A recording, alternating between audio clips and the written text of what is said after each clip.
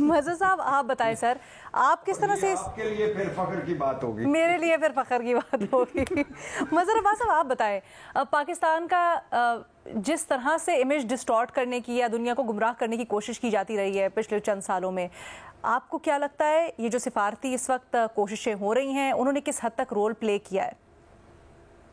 دیکھیں، سفارتکاری ہمیشہ کوئی فوری رزلٹ نہیں آتے سفارتکاری میں۔ اصل چیز یہ ہوتی ہے کہ الٹیمیٹ کیا ہوتا ہے۔ میرے خیال میں اب سے لے کے سپٹمبر تک جب UN جنرل اسمبلی کا اجلاس ہوگا، دیکھنا یہ ہے کہ پاکستان جب UN جنرل اسمبلی میں غالباً وزیر اعظم اگر جائیں گے تو وہاں اس وقت کس طرح کی سپورٹ ہمیں حاصل ہوتی ہے۔ یہ بہت اپارچونٹی ہے ہمارے پاس، اس لیے کہ پاکستان کا ایج نظر آتا ہے، انڈیا کی سفارتکاری کی بظاہر ناکامی نظر آتی ہے۔ اگر G7 میں بھارت کو دعوت نہیں دی جاتی تو یہ بہت بڑی ناکامی ہوگی بھارت کی، اور یہاں اس پہ یقینی طور پہ وہاں بہت سنگین سوالات اٹھیں گے۔ لیکن اصل چیز یہ کہ اس سے ہمیں کیا اچیو ہوگا، کسی کے ڈاؤن ہونے سے ہمارا امیج بہتر ہوگا یا نہیں ہوگا۔ امپورٹنٹ یہ ہے کیا ہم کسی بھی طریقے سے اس سے آگے جا کے کشمیر کے ایشو کے اوپر یا دیگر معاملات پر ہم دنیا کو کتنا اپنا ہمنوا بنانے میں کامیاب ہوتے ہیں۔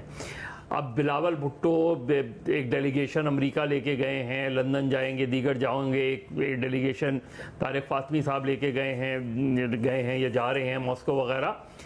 لیکن اس کا جو کنورج ہوگا الٹیمیٹلی وہی ہمیں دیکھنا ہے کہ اس کے نتیجے میں ہمیں کس حد تک سفارتکاری میں کامیابیاں حاصل ہوتی ہیں۔ اور اس میں ظاہر ایک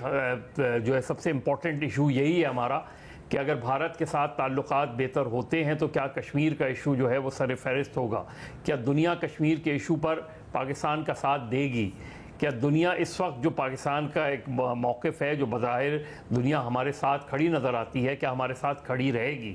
تو ہمارے لیے ڈپلومیٹکلی چیزیں، ہم یہ نہیں سمجھتے کہ ابھی بلاول بھٹو واپس آ جائیں گے تو ہمیں رزلٹ مل جائے گا، میرا نہیں خیال، لیکن پروگریس کس طرح ہوگی، کس طریقے سے چیزیں آگے بڑھیں گی، ڈپلومیٹکلی کس طریقے سے چیزیں آگے بڑھیں گی، اور اگر کوئی خدا نخواستہ کوئی بھارت کا مس ایڈونچر ہوتا ہے پھر کیا صورتحال ڈیولپ ہوگی۔ تو اس وقت اچھی خبریں ہیں ہمارے لیے، بظاہر مختلف جگہوں سے اچھی خبریں آ رہی ہیں، لیکن یہ جب کنورج ہوں گی تو کیا ہمیں اقوام متحدہ میں کیا اس موقف کو جو ہمارا موقف رہا ہے ہمیشہ سے اس کو تقویت ملے گی یا نہیں ملے گی، اس میں یہ ہمارے لیے بہت بڑا چیلنج ہوگا، کیونکہ ظاہر ہے انڈیا کے اندر بہت دباؤ بڑھ رہا ہے، مودی کے اوپر بہت زیادہ دباؤ بڑھ رہا ہے، انڈین گورنمنٹ بہت انڈر پریشر ہے، یعنی ڈپلومیٹکلی بھی ان کو وہ کامیابیاں نہیں مل رہی، اور جنگ کی شکست کے بعد انہیں آلریڈی یہی کہا جا رہا ہے کہ کوئی بہت جلد بازی میں کوئی اور اس طرح کا فیصلہ نہ کیا جائے۔ تو میرا خیال ہے ہمارے لیے اچھی خبریں ہیں، اور ظاہر ہے اس میں جو ہے گورنمنٹ ہو یا اسٹیبلشمنٹ ہو، جو بھی ہماری ڈپلومیٹکلی اور آن دا فیلڈ اور آف دا فیلڈ جو چیزیں رہی ہیں اس میں ہمیں اچھی خبریں ملی ہیں، لیکن ہمیں بہت زیادہ اس پہ میرا خیال ہے بہت خوش فہمی کا بھی شکار نہیں ہونا چاہیے، کیونکہ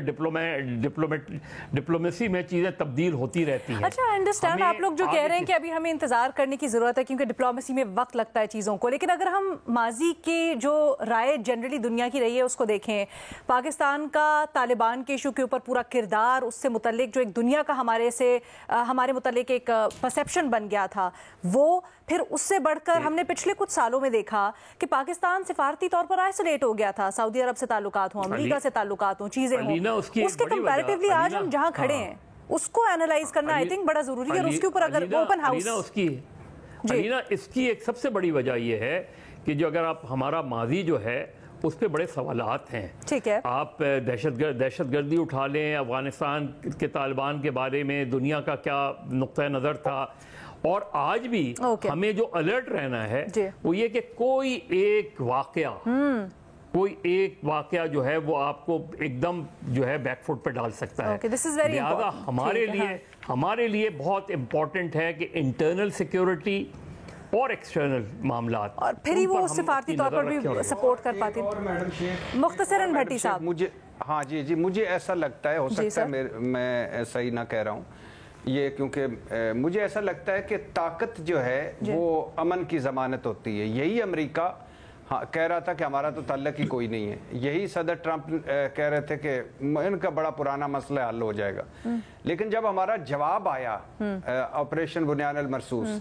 और जब हमने जवाब दिया तो सूरत हाल ही बदल गई। इसमें कोई शक नहीं कि पहलगाम में उनके पास उन्होंने झूठा इल्ज़ाम लगाया, सबूत, और इंडिया ने 2-3 वो जो पहले सिविलियन पर हमले कर दिए मस्जिदों पर। लेकिन जो एक होता है, मुझे लगता है कि ताकत आप जब आप दिखाते हैं ना, आप एक ताकत आपका पॉइंट मैं समझ गई, और खासकर जब आप कंपेयर करें दुनिया में मुख्तलिफ जो महाज खुले हुए हैं, चाहे इसराइल गजा हो चाहे उसके अंदर, आप ऐसा ही कहना चाह रहे हैं।